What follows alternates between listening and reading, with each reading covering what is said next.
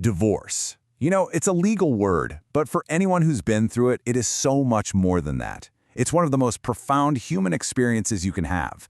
We're not just talking about the end of a partnership, we're talking about the end of an entire world you built with someone. Today, we're going to get real about that journey, the messy, emotional, and social reality of when a love story ends.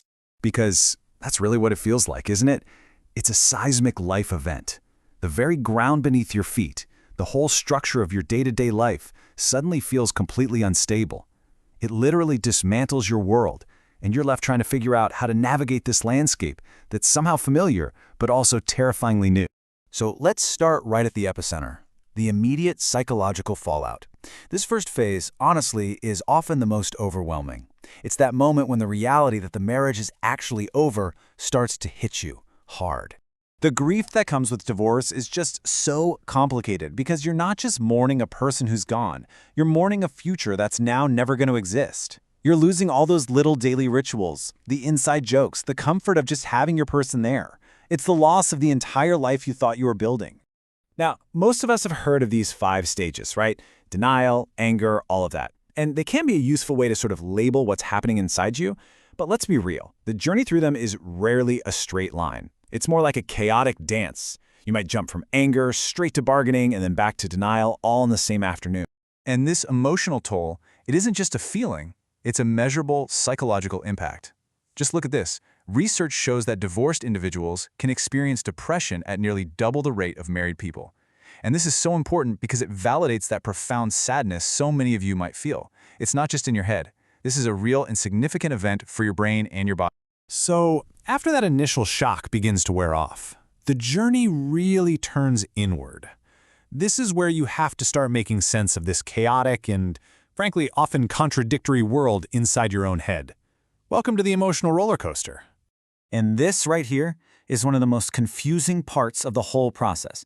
How can you feel just intense, gut-wrenching sadness and, at the same time, overwhelming relief? How can you still feel love for the person who's caused you so much pain?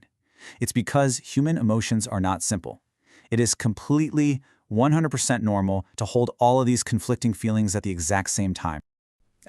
This is the big one. This is the question that just echoes in those quiet moments when you're alone.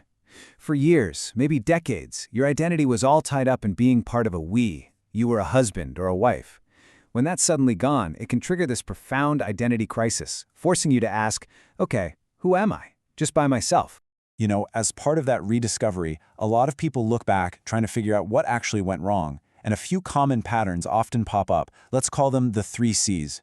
First up, control. When one partner needs to dictate everything, it doesn't just create resentment, it totally suffocates the other person. It just erodes the very idea of an equal partnership. Then you've got the second C, criticism.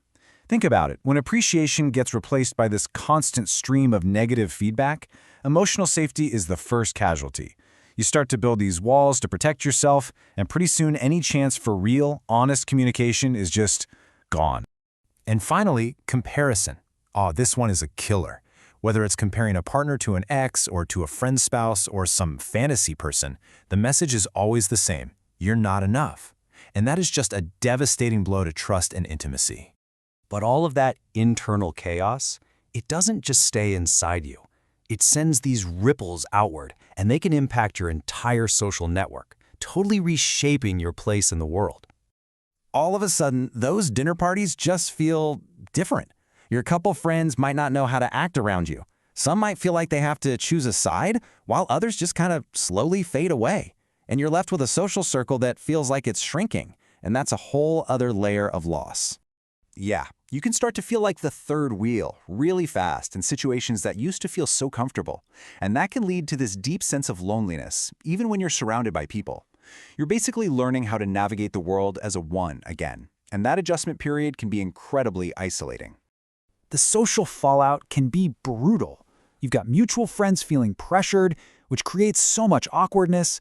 Relationships with your former in-laws, people you might have genuinely loved, get super complicated overnight. But in the middle of all this difficulty, something really important happens. You find out who your true supporters are, the people who show up for you, no questions asked. So here's the crucial point to all of this. While the storm is absolutely real and the damage is significant, there is a path through it. The journey does not end in devastation. So let's talk about how to start rebuilding. Healing isn't this passive thing where you just wait for time to pass. No way. It's an active, intentional journey. It means you have to walk through the pain, not try to go around it. And while it can be incredibly hard, believe me, every single step you take forward makes a difference. So what does this path actually look like? Well, it starts with giving yourself permission to feel everything, the good, the bad, the ugly, without judgment. It means seeking support because you do not have to do this alone. It's about reconnecting with the person you are outside of the relationship. And, so important, it's about setting clear boundaries with your ex to protect your own healing process. And above all, please, be patient with yourself. This isn't a race, it's a process. And here is a really powerful concept I want you to hold on to: post-traumatic growth. It's this incredible idea that going through immense struggle and adversity can actually lead to profound, positive transformation. People often come out of this with more resilience, a deeper self-awareness, and a much clearer sense of what they truly want in life. This brings us to our final, forward-looking section.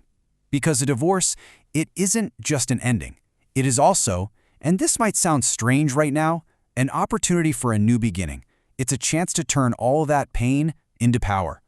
The key is to embrace new possibilities. Seriously, this is the time to try that new hobby, to reconnect with those old friends, maybe even make that career move you've always been a little scared to make. When you start embracing what's next, you are actively turning your pain into personal growth. And this, right here, is the ultimate hope. As incredibly painful as it is to close a major chapter of your life, that empty space is exactly what allows something new to grow. It's a chance to build a future that is healthier, more authentic, and more aligned with the amazing person you're becoming.